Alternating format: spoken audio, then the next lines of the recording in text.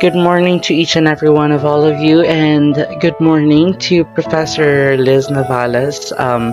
This is one of the last lessons of Module 3 in the Teacher in the School curriculum. This is the teacher as a curriculum designer. And this is curriculum designing, and I will be your discussant for this morning's lecture. I am Jerwin Alexis Cariman. Now, nagtataka kayo on what is curriculum designing? As briefly explained and reported by my fellow reporters such as Miss Nika Marikaybot and Miss Ajame Luste, they have explained the fundamentals and approaches of curriculum designing. Now, to deep dive more onto that, let me explain that the curriculum designing refers to the arrangement of the elements of a curriculum. These four elements are intent, such as aims, goals, and objectives, subject matter or content, learning experiences, and evaluation. In many books, curriculum design is used interchangeably with curriculum organization. Now, in curriculum designing, there are different curriculum designs. According to Print of 1988, he classified the different curriculum designs in four groups. According to him, all curriculum designs can be classified as subject-centered, learner-centered, problem-centered, or core learning designs. Today, we are going to deep dive on all four of it. The first one is the subject-centered design. Majority of the curricula used in schools are arranged or organized in terms of subjects.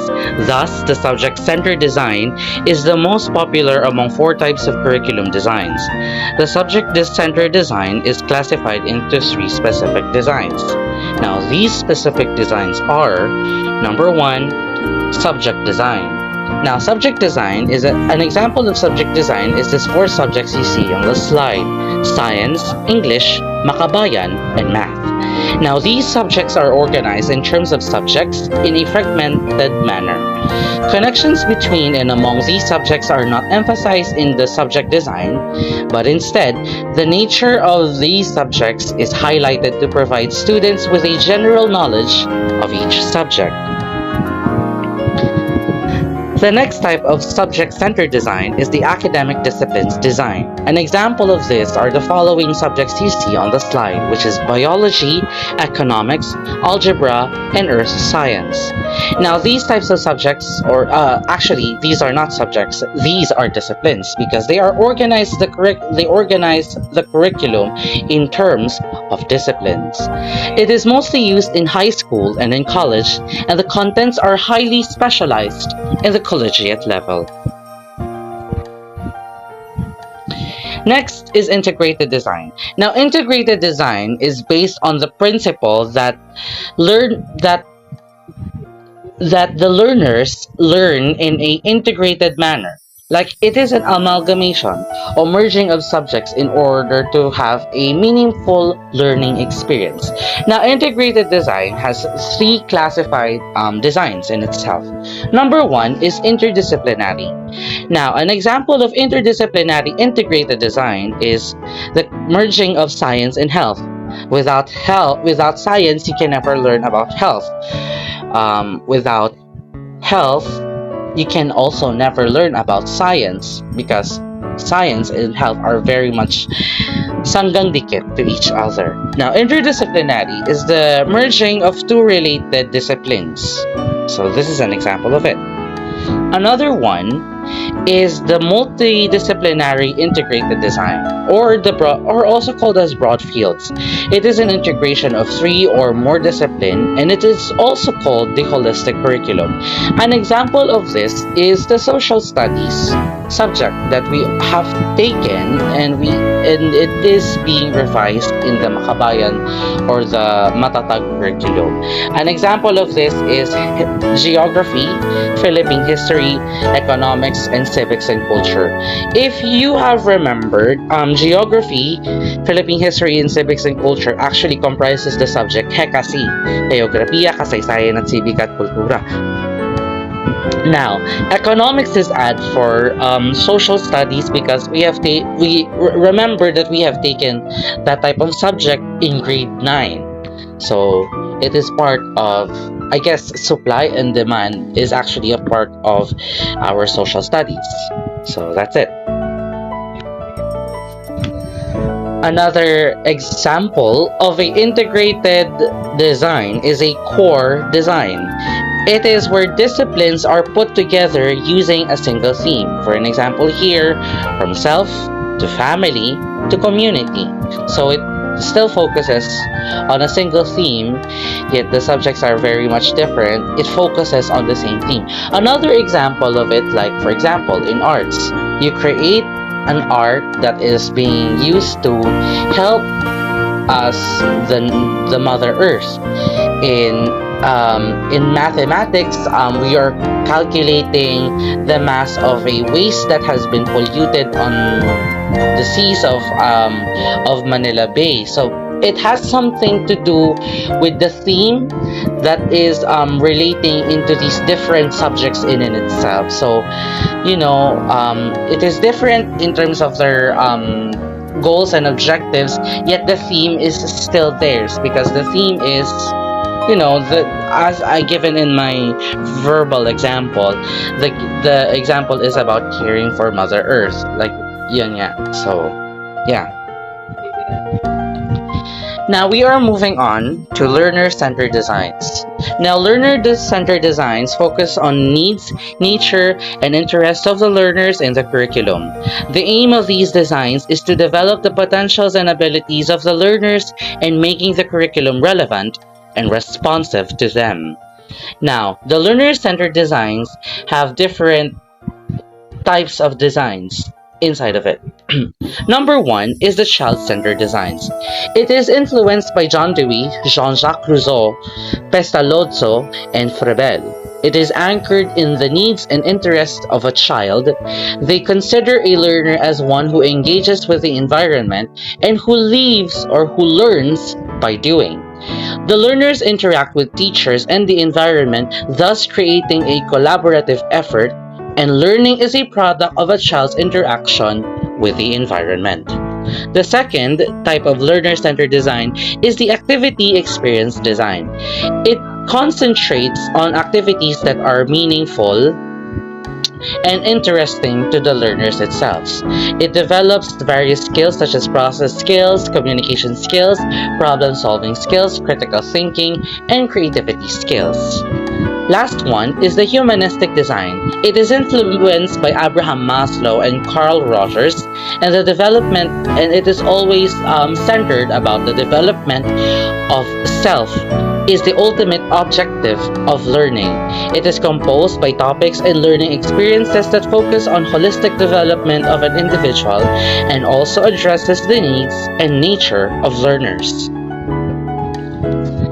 Now we are moving on to the problem-centered designs.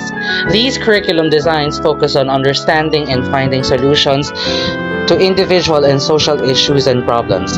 They require students to use their skills and knowledge of different subjects and disciplines as they engage themselves in meaningful learning of various social and individual problems like poverty, climate change, peace, and order or terrorism, diseases, traffic, and economic recession, among others. Now, an example of problem-centered designs are the following. One is the life situations designs. Now, the contents are organized in ways that allow students to clearly view problems clearly. It uses past and present ideas to analyze the basic areas of living. Another one is the thematic design. It is centered around a theme with different subject or lessons connected to a theme. It can be varied from a concept, questions, activities, and etc. It aims to provide an education that is holistic and relevant to the life of a learner. The third type of problem-centered design is the problem design. This type of design is where students are exposed to different lessons in problem solving involving real-life problems. And in doing these activities, they are exposed to some practical situations that is important to them and to their community.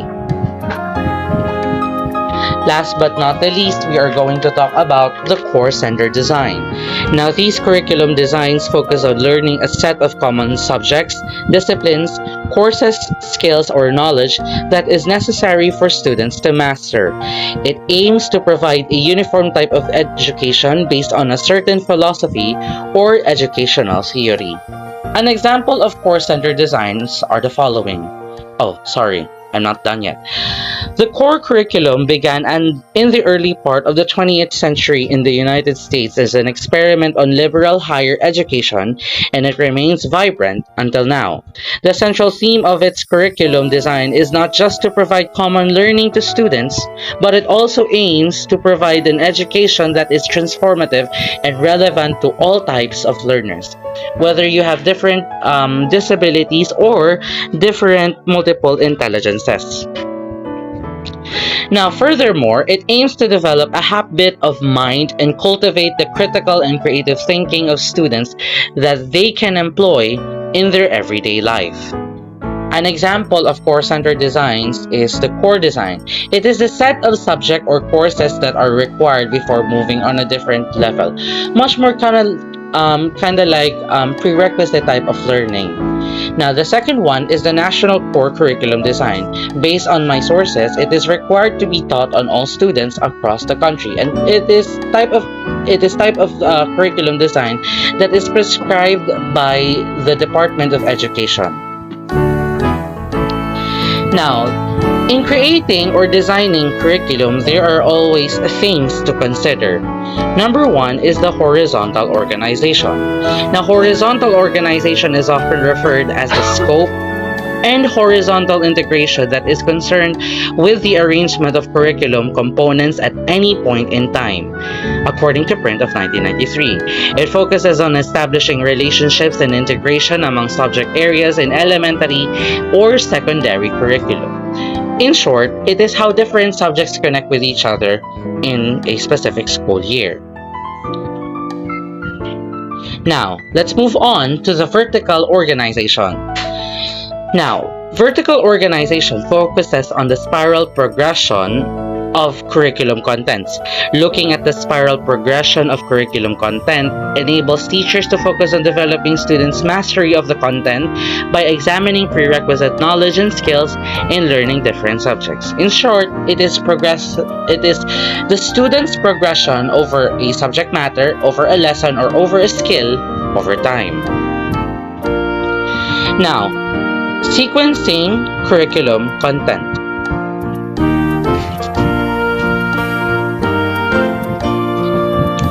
Sequencing curriculum content. Sequencing curriculum content is essential in curriculum design. Sequence is defined as the order in which contents are presented to the learners, according to print of 1993. Traditionally, contents are sequenced based on the nature of the subjects and disciplines they belong. They are also organized according to a specific curriculum design principle or philosophy. Now, Smith, Stanley, and Shore of 1957 introduced the following design principles, and also Print in 1987 identified these design principles that are most commonly used to sequence the curriculum contents. Here are some of them. Number 1. Simple to complex. This is traditionally applied to disciplines such as math, language, science, and music. The topics are arranged in a progressive spiral sequence. For an example, you learn simple terms like basic operations like plus, minus, divide, and times before you move on to a much more complex type of mathematical operations like how to add a fraction, a dissimilar fraction, how to use algebra, how to actually compute integers, and how to compute decimals, how to compute the least common denominators, etc. and etc. In music, you start first with the notes itself. The types of notes, whether it is a whole note, a half note, a rest note, a 16th note, you know its placement on a staff, how you would use it on a specific piece, and how you would actually add them, and then from then on, from simple ideas, you move on to more complex types of ideas on a specific subject in order to exceed or learn or improve something that you actually want, that is something that the learners want to acquire or to improve itself upon. Next is prerequisite learning. This principle is followed in subjects and courses that largely consist of laws and principles like geometry, algebra, and physics. To understand the laws and principles, students should learn the basic prerequisite knowledge and concepts. So in short, you must know the basics in order to move on into some of the most complex type of designs or complex ideas or lessons. So you must know the basics before you move on to the things that are complex. So it's just the same as the first one, which is simple to complex. Next is chronology. This design principle suggests sequencing of content according to chronology of events. History is an example. Now, an example of chronology is, syempre, if you want to teach about history, you first need the Philippine history. We want to know first the history of the actual first settlement in the Philippines, which is the Mangyan people, before we move on to the rediscovery of Magellan in 1521. To actually know how we could move from the first thing that is recorded to the last thing that is being recorded, because everything that is going around us can be written as history. Now, the last, not the last actually, this is whole to part teaching. This is a deductive approach to designing contents. One must see the the picture of ideas to understand specific concepts or skills. So, on the first day of school, there is a big picture. Like, for example, what is research? What are the types of research? What type of designs of research and formats of research that we should use? And then from the big picture, we actually make it to more smaller examples, like how to actually devise a chapter 1, an introduction. And from that, we are creating specific activities that cater to a specific what do you mean, a step from a lesson. Like, for example, first the big picture, and then we narrow it down, and from narrowing it down to the one that is being discussed. Like, for example, the research is the big picture, and the smaller picture that we're going to do is the creating the chapter 1, the introduction, the introduction, the problem, and its background. So syempre, we are going to look at the big picture, its designs, and then we narrow it down on how the learner should create a introduction to their chosen research topic or title. The last one is increasing abstraction. This type of content can be sequenced according to the idea or principle that a student can learn most effectively if the concept or skill is related or relevant to their own personal experiences. In short, it is real life examples, and then move on to more of like theoretical ideas. So, yeah. So, does anybody have questions? I believe none, because this is pre-recorded. So thank you so much for watching, and see you guys next time. Please like and share and subscribe. Thank you so much, and have a great day. Assessments will be given later. Thank you very much, and have a great day to all.